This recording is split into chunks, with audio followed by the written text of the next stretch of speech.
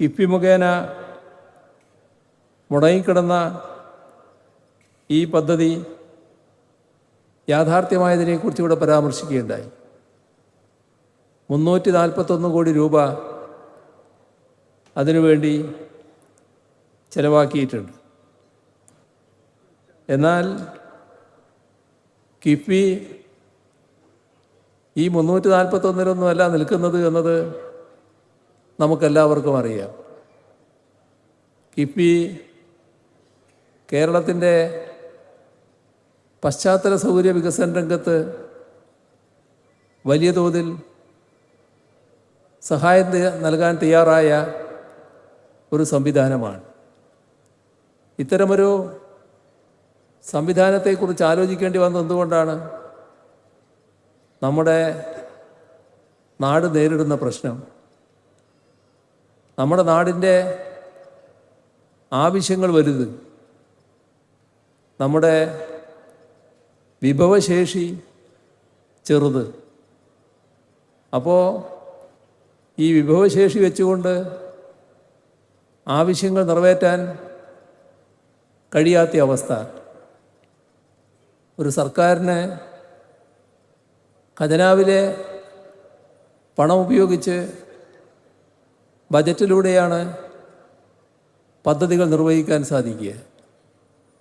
അത് വിഭവശേഷിക്കനുസൃതമായി മാത്രമേ സാധിക്കൂ. ഇവിടെ വിഭവശേഷിക്കനുസരിച്ച് പദ്ധതികൾ പൂർത്തിയാക്കാൻ പുറപ്പെട്ടാൽ നമ്മുടെ കേരളം കാലാനുസൃതമായ പുരോഗതി നേടാതെ വരും. അതിൻ്റെ ഭാഗമായി നമ്മുടെ അഭിമാന സ്തംഭങ്ങളായിരുന്ന മേഖലകൾ തന്നെ തകർന്നു പോകുന്ന അവസ്ഥ വന്നു. വിദ്യാഭ്യാസ രംഗം, ആരോഗ്യരംഗം എല്ലാം വലിയ തകർച്ച നേരിട്ട മേഖലകളാണ്.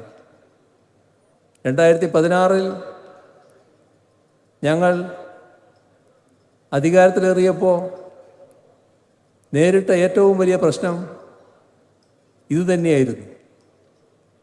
തകർന്നുകൊണ്ടിരിക്കുന്ന കേരളത്തെ സ്നേഹിക്കുന്ന എല്ലാവരുടെയും മനസ്സിനെ വല്ലാതെ വേദനിപ്പിച്ച തരത്തിലുള്ള തകർച്ചക്കിടയായ പൊതുവിദ്യാഭ്യാസ രംഗം, ആരോഗ്യരംഗം, ഇവയെല്ലാം എങ്ങനെ മെച്ചപ്പെടുത്താനാകും? ആലോചനയെ കടന്നപ്പോൾ പണമില്ല. പണം ഉണ്ടെങ്കിൽ മാത്രമേ കാര്യങ്ങൾ നിർവഹിക്കാനാവൂ. അപ്പോൾ ബജറ്റിലൂടെ ഖജനാവിൻ്റെ ശേഷിയെ മാത്രം ആശ്രയിച്ച് നടപ്പാക്കുന്ന പദ്ധതികൾക്ക് പുറമെ മറ്റൊരു ധനസ്രോതസ് കണ്ടെത്തേണ്ടതുണ്ട് എന്ന് ആലോചിച്ചു.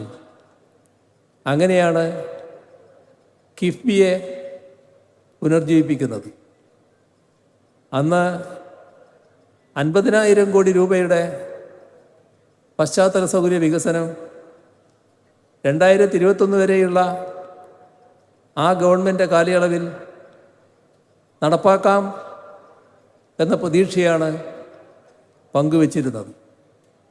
ജനങ്ങളുടെ മുന്നിൽ അത് തുറന്നു പറയുകയുണ്ടായി.